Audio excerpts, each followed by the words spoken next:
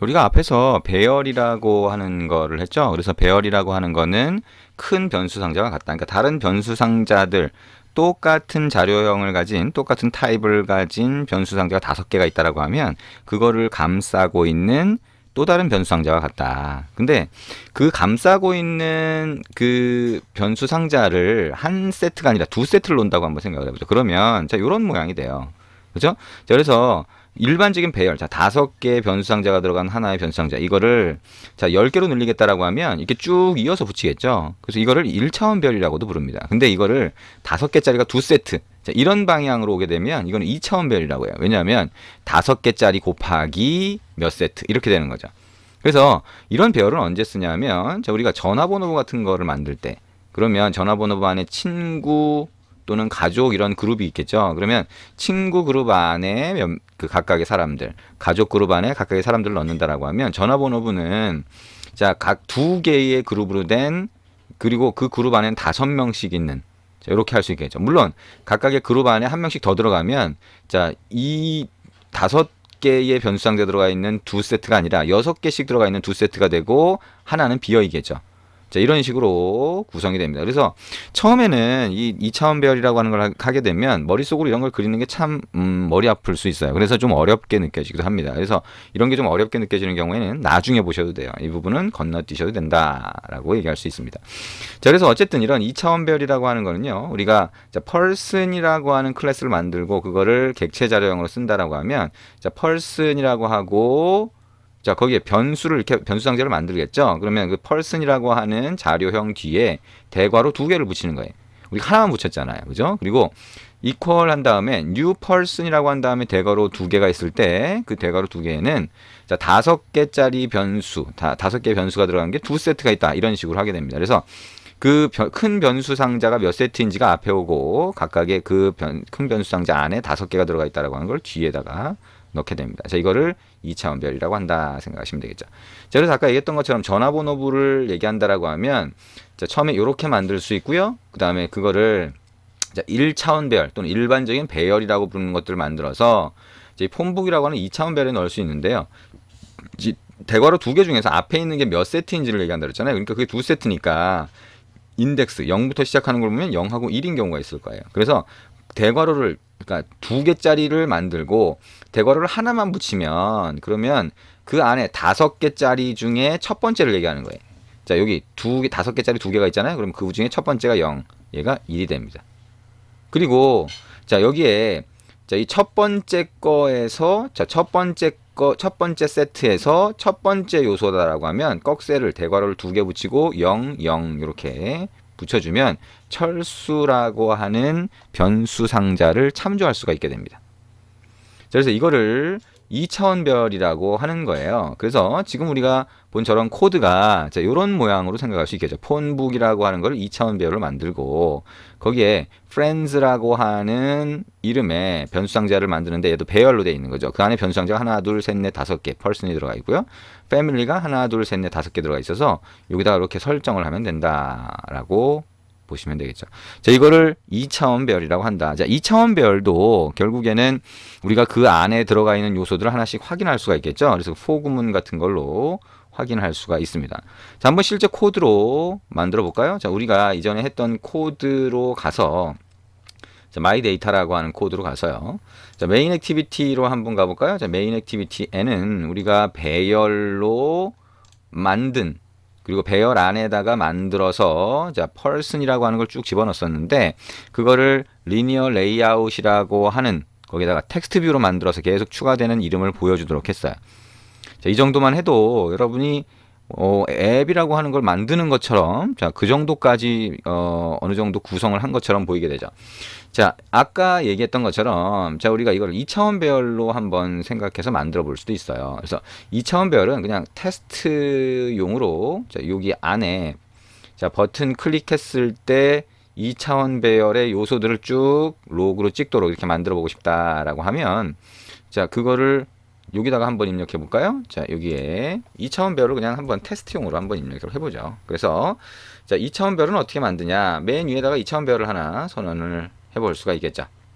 자, 그래서 여기다가 자, person이라고 하는 자료형으로 자, 폰북이라고 하는 걸 만드는데 얘는 2차원 별이라고 하는 거예요. 그럼 꼭 대괄호 두 개를 붙인다는 거죠.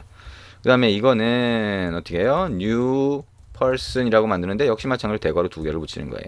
그래서 다섯 개의 변수 상자가 그 배열 안에 들어가는데 그게 두 세트가 있다.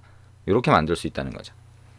그죠? 두 세트가 있다라고 하는 거, 자, 배열이라고 하는 큰 변수 상자가 두 개가 있다라고 하는 거를 자, 앞에다가 표시를 한다.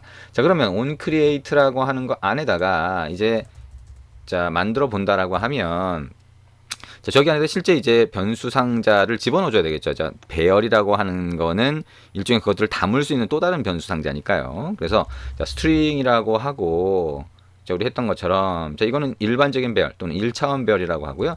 이거를 뭐라고 했어요? friends라고 하고 이거는 처음에 배열이라고 하는 걸 만들면서 데이터를 넣어주는 거죠. 그래서 철수 그 다음에 영희 그 다음에 민희 이렇게 만들고요. 자, 그 다음에 수지, 지민 이렇게 한번 만들어 볼 수 있고요. 그러면 이걸 만든 다음에 어떻게 해요? 폰북이라고 하는 게 2차원 별인데 자, 대괄호를 하나만 넣고 여기에 0이라고 하면 첫 번째 세트를 얘기하는 거예요. 그래서 이거를 friends라고 해서 만든 1차원 배열 또는 그냥 배열을 여기다가 집어넣을 수가 있는 거죠. 자, 폰북이라고 하고 자, 우리가 아까 만든 게 이렇게 되어 있는 게 맞는지 한번 가서 볼까요? friends 이렇게 똑같이 할당할 수 있다라고 하는 거죠. 자, 그러면 자, 이게 폰북이라고 해서 여기다 집어넣고요.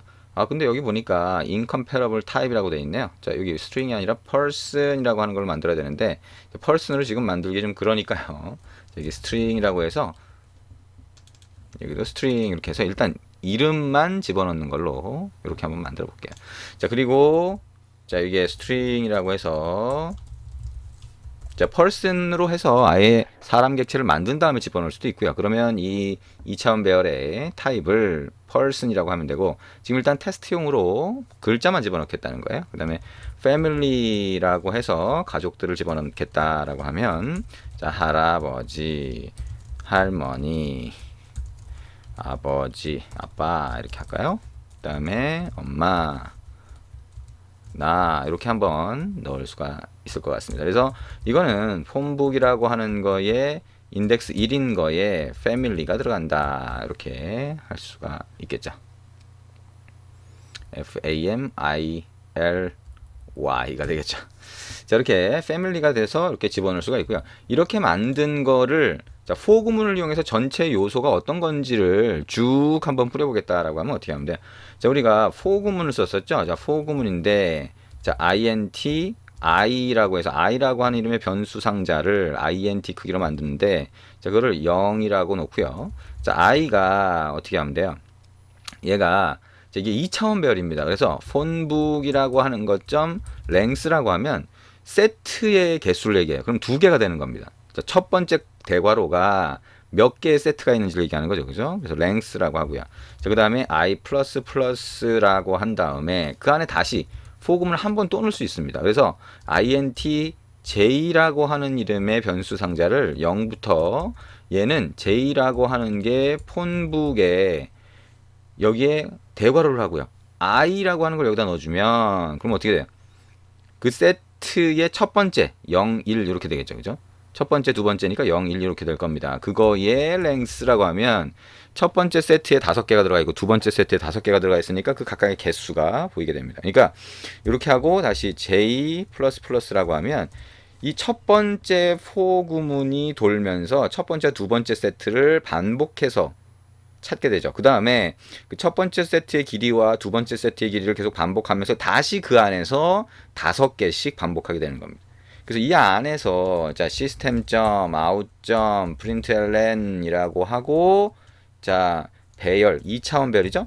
2차원 배열의 값이라고 하고 여기다가 값이라고 하고 소괄호 한번 넣어볼까요? 이렇게 하고 여기 i번째 그 다음에 콤마라고 하고 j번째 이렇게 해서 값이 어떤 건지를 뽑아봅니다. 자, 폰북이라고 하고 대괄호 두 개를 넣은 다음에 아까 얘기한 것처럼 자, 앞에는 몇 번째 세트인지 i 그 세트의 인덱스, 뒤에는 그 안에 들어가 있는 변수의 자, 변수의 인덱스니까 ij라고 하고 이렇게 붙일 수 있어요. 자, 이게 2차원 배열이라고 하는 겁니다.